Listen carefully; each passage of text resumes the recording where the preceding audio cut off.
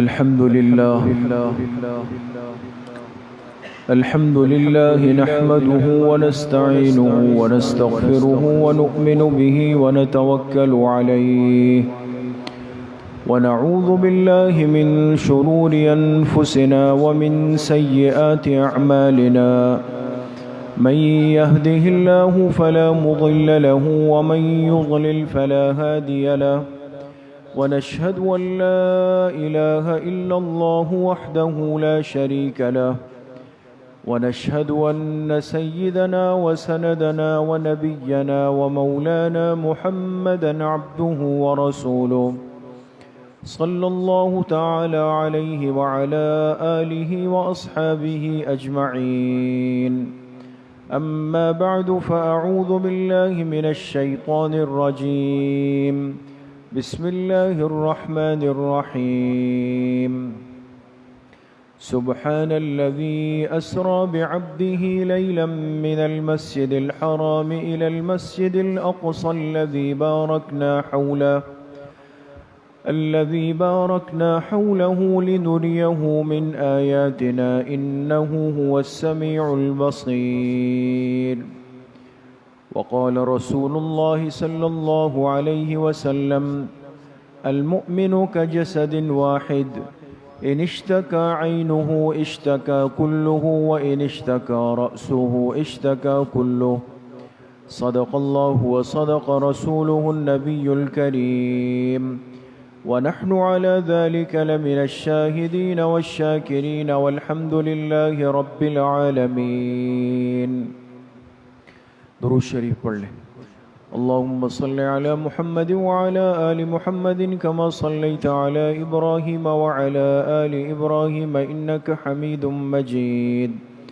اللهم بارك على محمد وعلى آل محمد كما باركت على إبراهيم وعلى آل إبراهيم إنك حميد مجيد. میرے محترم دوستوں، بھائیوں اور بزرگوں، اللہ سبحانہ و تعالی کا ہم سب پر بہت بڑا کرم اور احسان ہے کہ رمضان المبارک کا قیمتی اور بابرکت مہینہ عافیت اور سلامتی کے ساتھ گزرا. اپنی اپنی وسعت اور طاقت کے بقدر ہر مسلمان نے کوشش کی کہ اللہ پاک کو راضی کر لے، اپنے گناہوں سے توبہ کر لے، اور یہ ایک مہینہ اللہ کو راضی کرنے والے اعمال میں گزار دے. جب یہ مہینہ گزر گیا، اب ہماری ایک ذمہ داری یہ بنتی ہے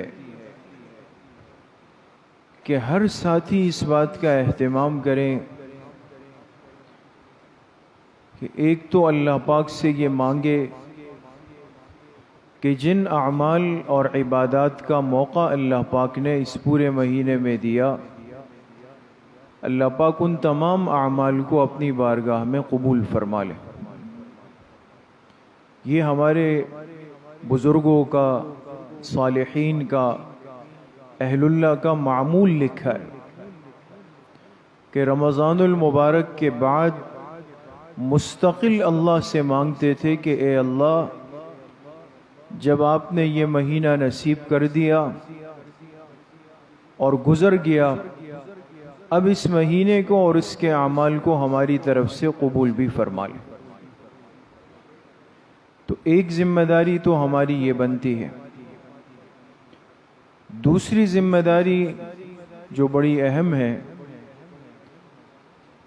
کہ ان اعمال کا تعلق صرف کوئی رمضان کے مہینے کے ساتھ خاص نہیں تھا کہ بھئی رمضان کا مہینہ ہے تو ہم مسجدوں کو آباد کرنے والے بنیں، مسجد سے جڑنے والے بن جائیں. ایک مومن اور مسلمان کی تو ساری زندگی اعمال والی ہے. اس لیے بعض بزرگوں نے لکھا کہ ایک رمضان مومن کا وہ ہوتا ہے جو ایک مہینے کا ہے، اور ایک مومن کا رمضان وہ ہے جو ساری زندگی کا ہے. تو ساری زندگی کا رمضان المبارک کیا ہے کہ ایک مسلمان اپنی زندگی کی ایک ایک لمحے کی، ایک ایک ساعت کی اس طرح حفاظت کرے، اعمال کا اہتمام کرے اور اللہ پاک کے خوف کے ساتھ زندگی گزارے جس طرح اس نے حقیقتاً رمضان المبارک کو گزارا ہے۔ تو یہ دو باتیں میرے دوستو بزرگوں ہماری ذمہ داری بنتی ہے۔ رمضان کے گزرنے کے ساتھ ہی مسجد کے معمولات میں کمی محسوس ہو رہی ہے، رمضان کے گزرنے کے ساتھ ہی نمازیوں کی تعداد میں کمی محسوس ہو رہی ہے، صفیں کم ہونا شروع ہو گئی۔ اس کا کیا مطلب ہے؟ یعنی ہماری ایمانی کمزوری اس جگہ پہ آ کے کھڑی ہو گئی ہے کہ ہم نے گویا کے اعمال کو مخصوص مہینوں اور اوقات کے ساتھ خاص کر دیا ہے۔ ہم آج یہ فرق ہی نہیں کر پا رہے کہ اہتمام الگ چیز ہوتا ہے، اعمال الگ چیز ہوتے ہیں۔ اعمال کا تعلق تو مومن کی ساری زندگی کے ساتھ ہے، وہ کوئی رمضان کے ساتھ خاص نہیں ہے، وہ کوئی شب برات کے ساتھ خاص نہیں ہے، وہ کوئی عشرہ ذی الحجہ یا عاشورہ کے دن کے ساتھ خاص نہیں ہے۔ عقل و بلوغ اور شعور کی آنکھ کھولنے کے بعد ایک مومن کی ساری زندگی عملی زندگی ہے، اس کے بغیر چارہ نہیں۔ اب بعض موقع اس زندگی میں ایسے آتے ہیں کہ جس میں اعمال کا اہتمام بڑھا دیا جاتا ہے اور رغبت بڑھ جاتی ہے۔ تو اس لیے میرے عزیزو دوستو بزرگوں، ان کمزوریوں کا ازالہ کرنا ایک مسلمان کے لیے آج بہت زیادہ ضروری ہے، اور انہی کمزوریوں کے بعض برے اثرات اور برے نتائج آج دنیا دیکھ بھی رہی ہے۔ اس کا نقصان اس امت کو آج کھلی آنکھوں سے نظر بھی آ رہا ہے۔ اس لیے ایک دکھ اور غم کی کیفیت اس امت کے لیے یہ بھی بنی کہ اسی ماہ مبارک کے آخری عشرے میں جبکہ پوری دنیا اعتکاف کے عمل میں، عبادات میں، اللہ کو راضی کرنے میں مشغول تھی، عین انہی ایام میں اور اسی مہینے کے اندر اس امت کے ایک بڑے قیمتی حصے کو، جس کا تعلق اس مبارک زمین سے ہے جس کو اللہ پاک نے قرآن کریم میں ارض المقدسہ فرمایا ہے، بابرکت زمین ہے، مقدس زمین ہے، سرزمین انبیاء ہے، جہاں اس امت کا تیسرا حرم موجود ہے، مسجد اقصی ہے۔ اس جگہ کے ساتھ جو ظلم اور زیادتی ہوئی اور ہو رہی ہے، اور ساری دنیا کے 1.5 ارب مسلمان اور 56 اسلامی ممالک ہم ان کا تماشا کر رہے ہیں۔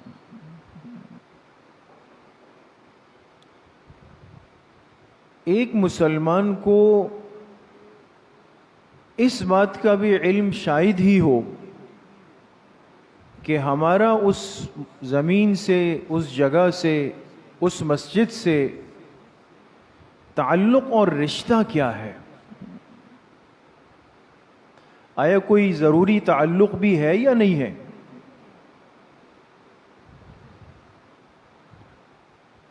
اس لیے میرے محترم دوستو بزرگوں، چند باتیں آپ حضرات سے آج کی مجلس میں عرض کرنی ہے، اور اس کو بہت توجہ کے ساتھ، یکسوئی کے ساتھ سننے کی اور سمجھنے کی ضرورت ہے۔ بہت ساری باتوں کے پیچھے انسان کی اپنی غلطیاں ہوتی ہیں، اور ان غلطیوں اور کوتاہیوں کی وجہ سے وہ اپنے دشمن کو آنے کا راستہ دے دیتا ہے، موقع دے دیتا ہے۔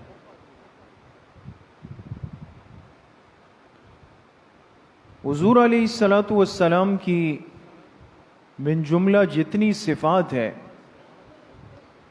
اس میں ایک صفت اور ایک وصف یہ ہے کہ آپ کو نبی القبلتین کہا جاتا ہے۔ مسلمان کو یہ معلوم ہونا چاہیے کہ تمام پیغمبروں کے سلسلے میں صرف جناب نبی کریم صلی اللہ علیہ وسلم کی انفرادیت ہے اور آپ کی خصوصیت ہے کہ آپ نبی القبلتین ہے، وہ پیغمبر جن کو دو قبلے دیے گئے، دو قبلوں کی طرف جنہوں نے رخ کر کے نماز پڑھی۔ باقی جتنے پیغمبر آئے ہیں آدم علیہ السلام سے لے کر جناب حضرت عیسیٰ علیہ السلام تک،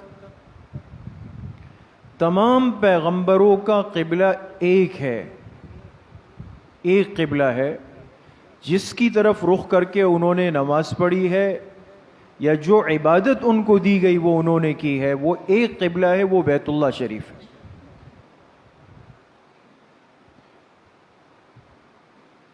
تمام پیغمبروں کا مشترکہ قبلہ بیت اللہ شریف ہے، جو آدم علیہ السلام کے زمانے سے چلا، اور جب جناب نبی کریم صلی اللہ علیہ وسلم کی بعثت ہوئی، آپ کو مکہ مکرمہ میں نبوت ملی، نماز کی فرضیت آئی، تو شروع میں آپ نے بھی نماز میں کس طرف رخ کر کے نماز پڑھی ہے؟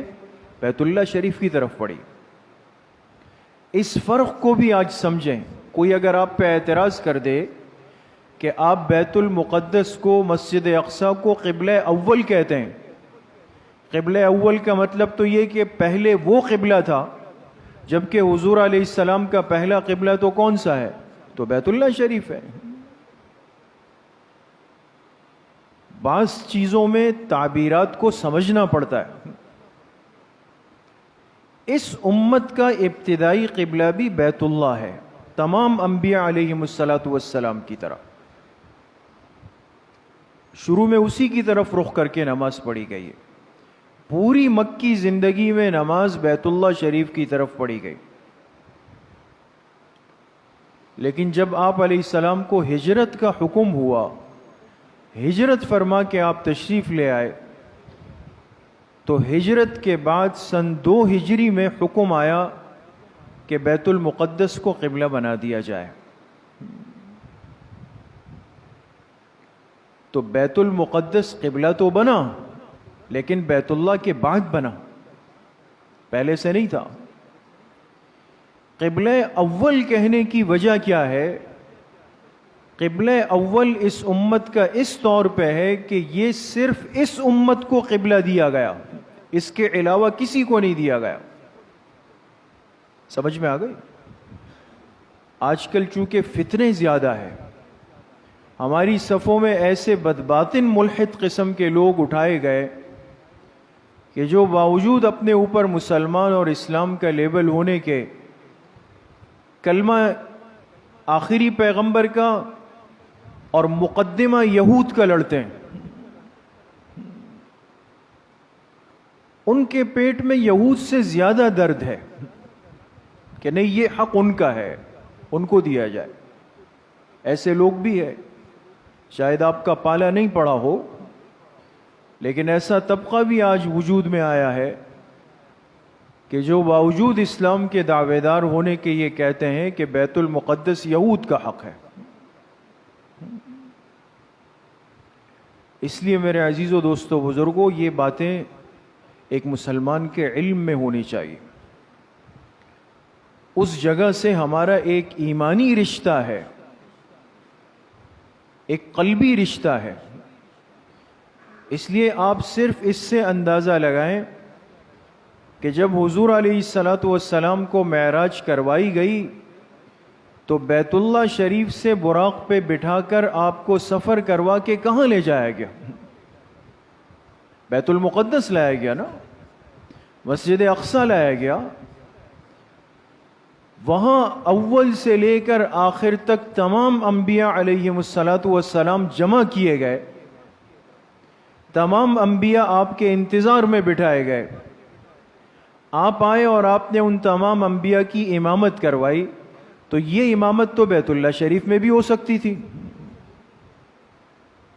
کچھ سوچنے کی بات تو ہے نا، بیت اللہ کا مقام تو بہرحال مقدم ہے، اس لیے حدیث پاک میں آپ علیہ الصلاۃ والسلام نے اس کی ترتیب بتائی، اس کے بننے کی ترتیب بھی بتائی۔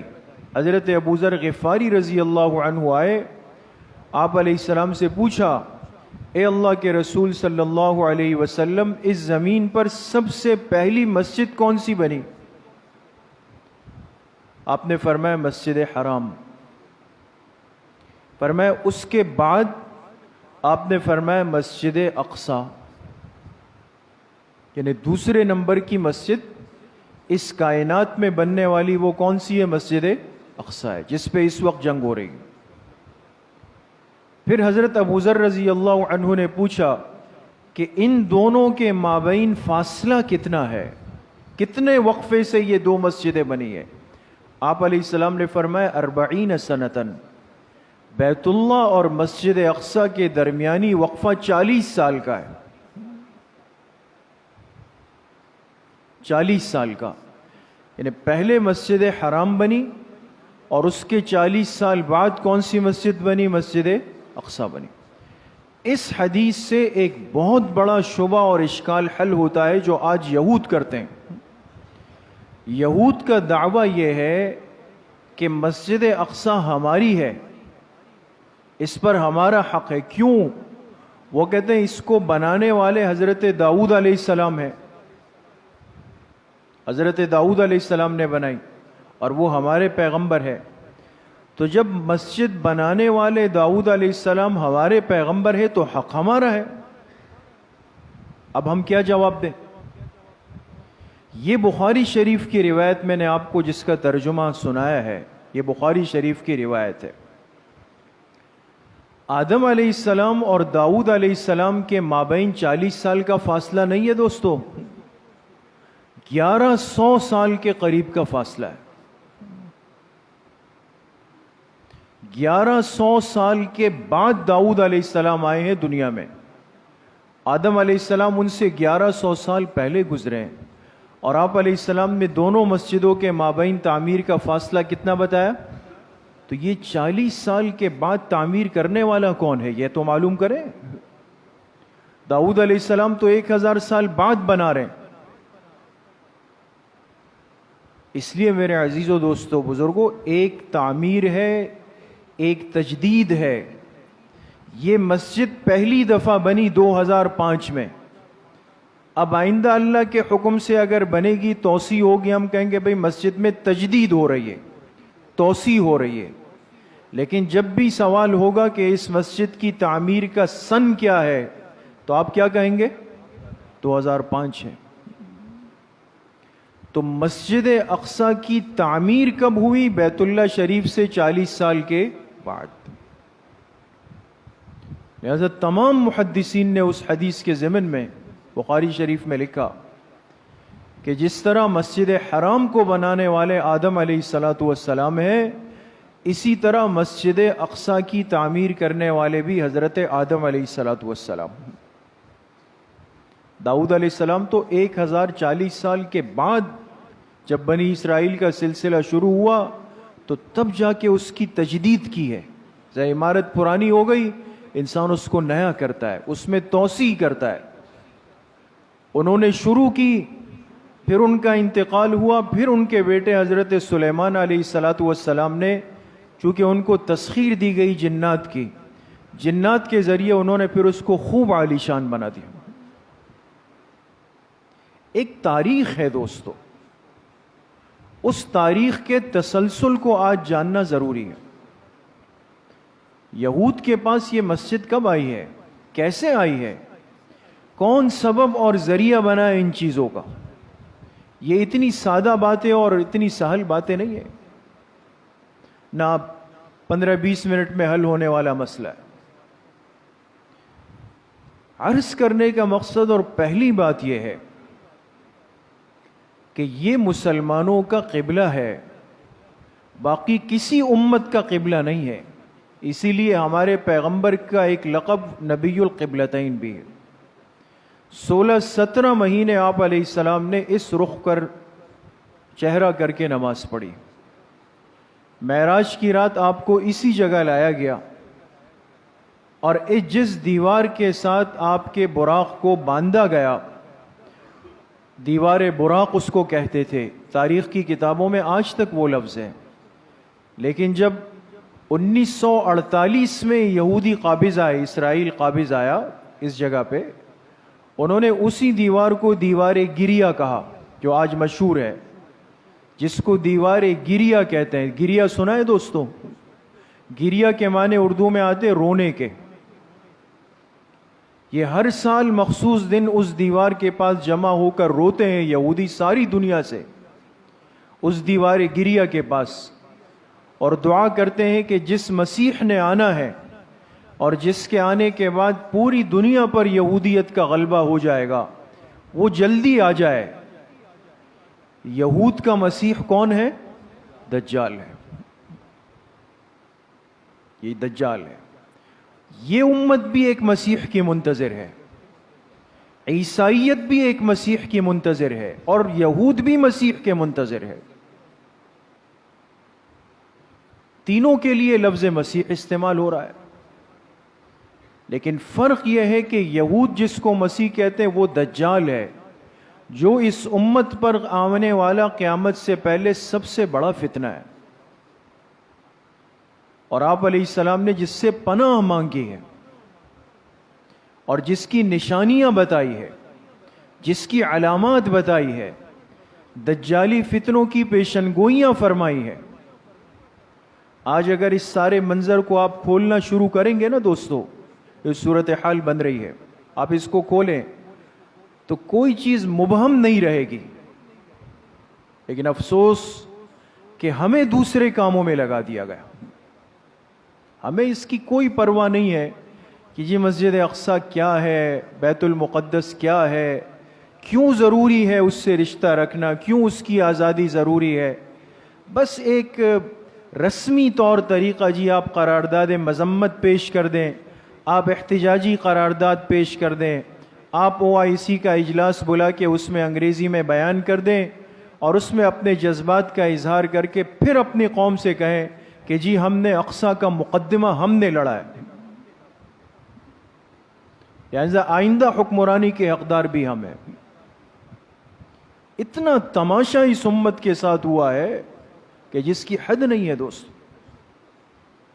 وہ ہزاروں مسلمانوں کو تہ و تیغ کر دے. عین رمضان اور عین اعتکاف میں مسجد اقصیٰ میں خون کی ندیاں بہہ جائے. 56 اسلامی ممالک میں کسی میں اتنی غیرت نہیں کہ وہ پوچھ سکے کہ یہ کیا ہو رہا ہے. یہ ہمارے ماہ مبارک میں اس امت کے ایک ٹکڑے، ایک طبقے کے ساتھ کیا سلوک ہو رہا ہے، کسی میں ہمت نہیں. کیا کریں؟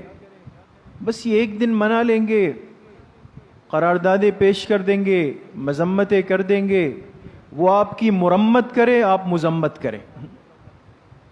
یہ تماشا ہو رہا ہے. اس لیے میرے عزیزو دوستو بزرگوں، حالات کا ادراک بہت ضروری ہے. وہ کمزوریاں جس نے آج یہ ذلت کے دن دکھائے اور جس کی وجہ سے آج یہ قبلہ اول ہمارے ہاتھ سے گیا، اور دنیا کی آنکھوں کے سامنے جو ہو رہا ہے وہ سب کھلے عام کر رہے ہیں.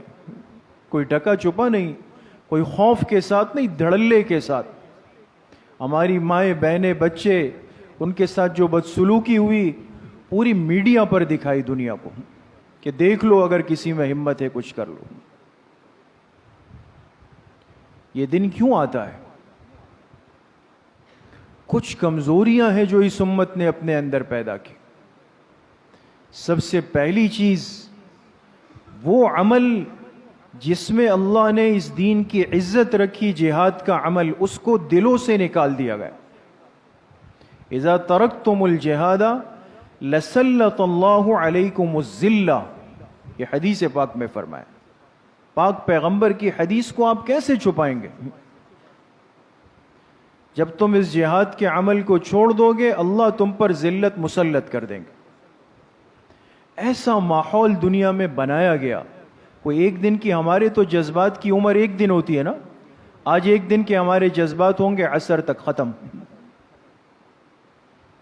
تو پوری پلاننگ کے ساتھ، ورکنگ کے ساتھ کام ہوتا ہے، چاہے اس میں عشرہ لگے، 2 عشرے لگے، 20 سال لگے، 30 سال لگے، لیکن ایسے ماحول، ایسے افراد، ایسی ترتیب دنیا کو دی گئی، دکھائی گئی، بتائی گئی کہ یہ لفظ آتے ہی انسان پر ایک بے چینی آئے، اور پھر وہ وقت آئے کہ کوئی آسانی سے یہ لفظ زبان سے نکال بھی نہیں سکے۔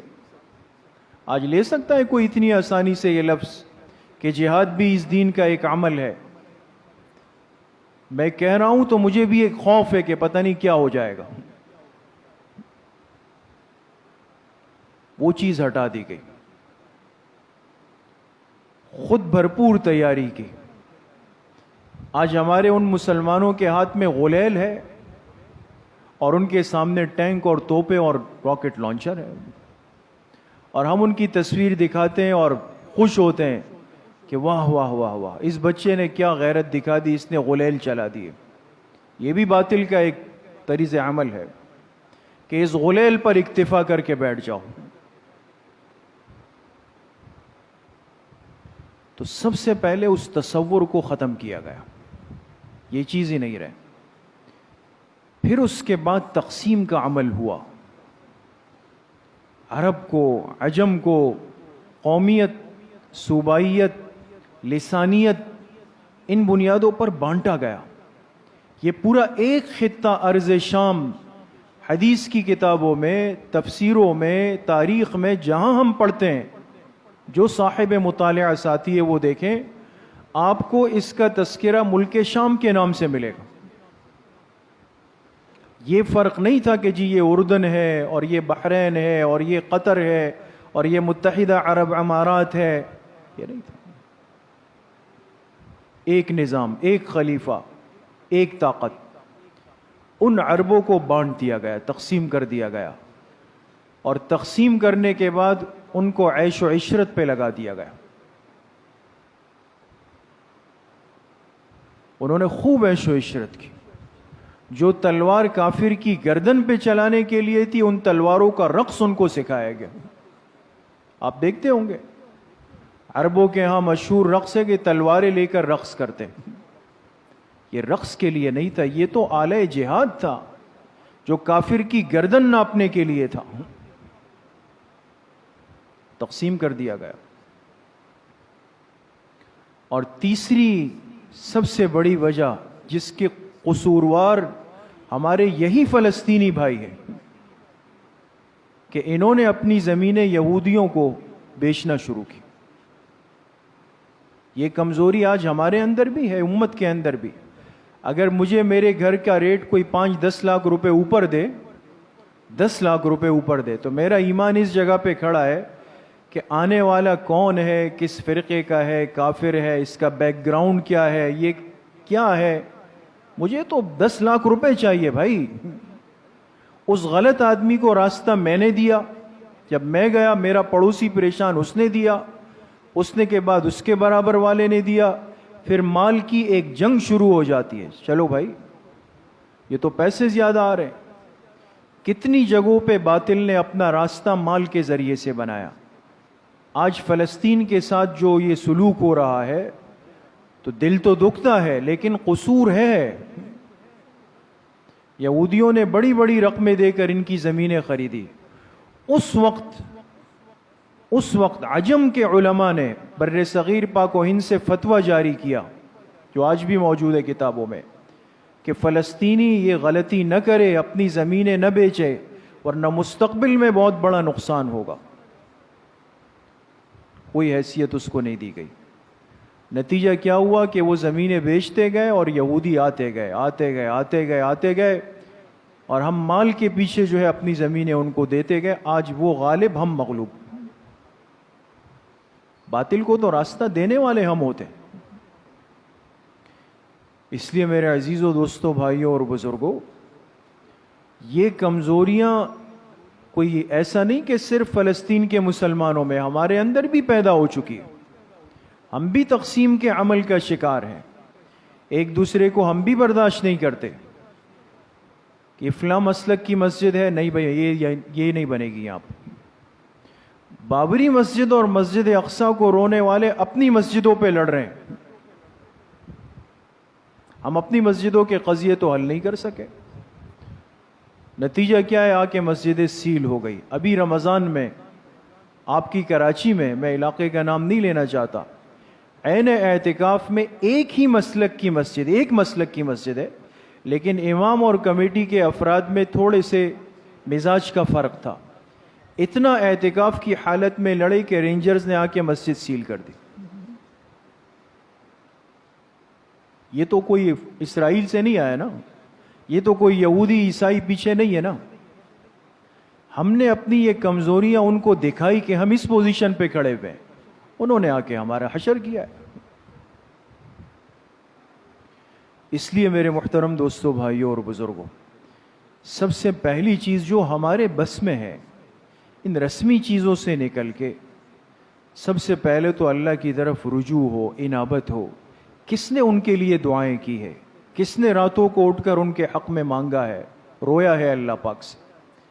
ایک تو ان مظلوم مسلمان بھائیوں کے لیے روزانہ صلاۃ الحاجت کا اہتمام کریں، ان کے لیے مانگے اللہ پاک سے، دعائیں کریں، اور جتنا انسان اپنے طور پہ جس ذریعے سے ہو سکتا ہے، اس کو جتنی وسعت ہے، طاقت ہے، جس ذریعے سے وہ سمجھ سکتا ہے کہ جی میں کچھ کر سکتا ہوں، ضرور کرے۔ احتجاج کے راستے ہیں اور سیاسی طریقے ہیں، ہم نے جن کو ووٹ دیے ان پہ اثر انداز ہو کہ بھئی آپ بات کریں، آپ ہمارے نمائندے بنیں۔ اب آپ نے کیا کیا؟ اور اس کے ساتھ ساتھ آپس میں جوڑ کا، اتحاد کا، اتفاق کا ماحول بنائیں۔ آپس کی مسجدوں پر مسلک کی بنیاد پر یہ لڑائیاں، یہ ہمیں بھی وہ دن جلد دکھا دے گی۔ تو ان کمزوریوں کی وجہ سے بہرحال یہ صورتحال ہے اور یہ تکلیف ہے۔